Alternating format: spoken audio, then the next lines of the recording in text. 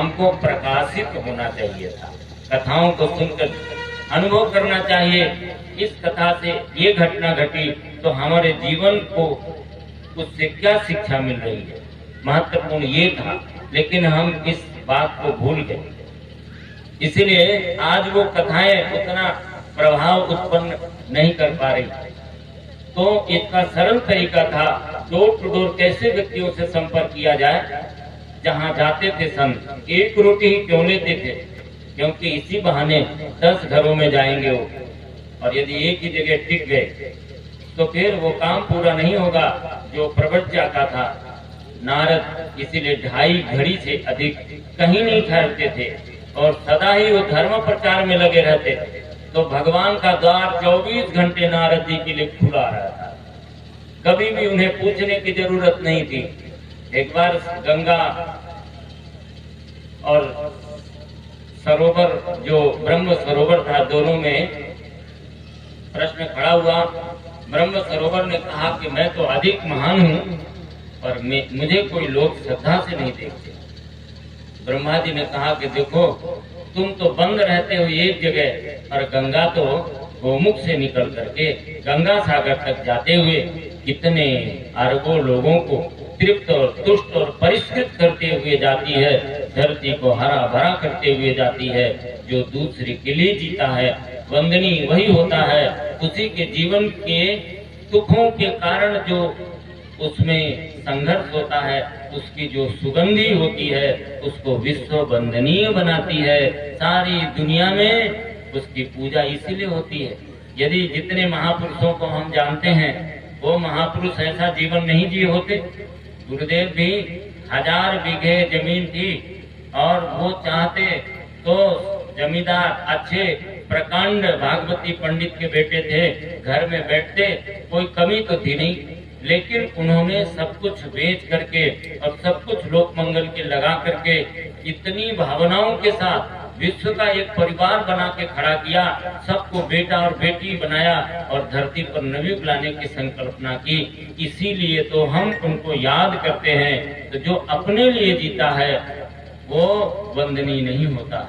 औरों के हित जो जीता है, औरों के हित जो मरता है, उसका हर आंसू रामायण प्रत्येक कर्म ही गीता है।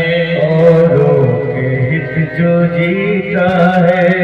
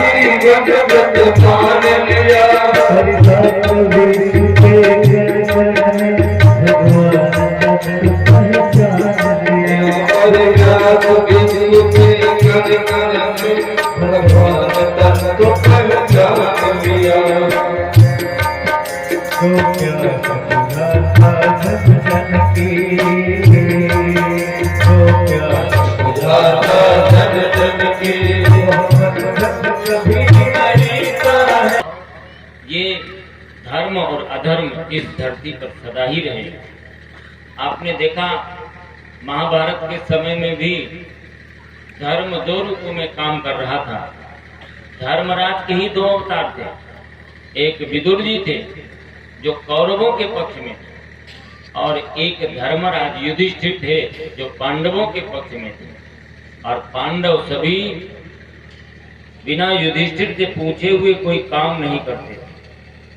हर सहमति युधिष्ठिर की चाहिए, तभी पांडव करते थे।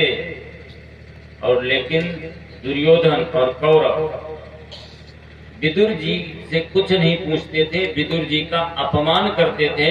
जब भरी सभा में विदुर ही एक ऐसे व्यक्ति थे जिन्होंने दुर्योधन के लिए कहा था, जब द्रौपदी को निर्वस्त्र करने का समय था, उस समय धृतराष्ट्र को कहा था कुरुवंश के रूप में यह एक कैंसर हो गया, और कैंसर को यदि किसी अंग में हो जाए तो उस अंग को काट देना ही शरीर की रक्षा है।